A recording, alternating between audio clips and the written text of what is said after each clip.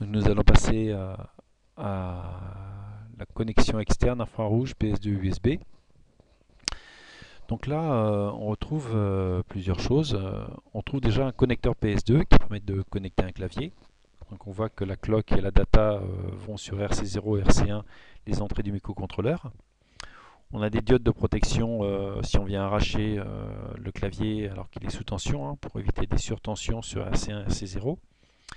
Et puis des diodes pour limiter le courant, des résistances pour limiter le courant de transition si on rompt la connectique entre le clavier et le PS2.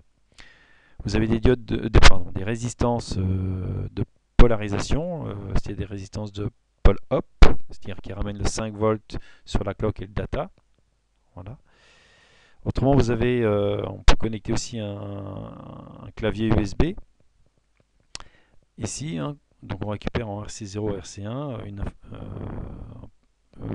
une entrée USB, donc ça peut être un clavier ou autre chose. Alors autrement, qu'est-ce que l'on a d'autre? On a sur AN2 soit une tension qui vient de J20, hein, on peut injecter sur l'entrée analogique 2 une tension venant de J20, ou alors une tension qu'on fait varier par P4, un potentiomètre. Donc la résistance R61 est là pour limiter les courants d'appel si on fait une mauvaise programmation, si on met un N2 en sortie, voilà, pour éviter de faire un court-circuit. Pareil, si on met un N2 en sortie puis qu'on injecte un signal, R62 est là pour limiter la casse. P4 donc, peut varier, on peut le monter en haut, donc on récupère en N2 5 volts, et puis si on le met en bas, on récupère 0 volts. Donc ça permet de tester une information analogique, hein, variant de 0 à 5 volts. Et puis autrement, on peut tester en envoyant un signal, par ici, envoyant un signal par exemple d'un détecteur à infrarouge, on envoie le signal, et puis on récupère sur un N2. Alors autrement, vous avez les 5 connecteurs, hein, port A, port B, port C, port D, port E. Donc là, c'est pour connecter des modules. Voilà.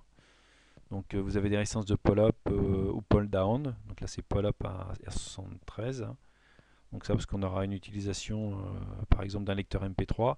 Donc on a besoin de polariser. Et puis après, si vous ouvrez, vous ôtez les résistances là, et puis vous pouvez connecter ce que vous voulez sur les ports, hein, plusieurs petits modules, hein, pour converser avec le PIC.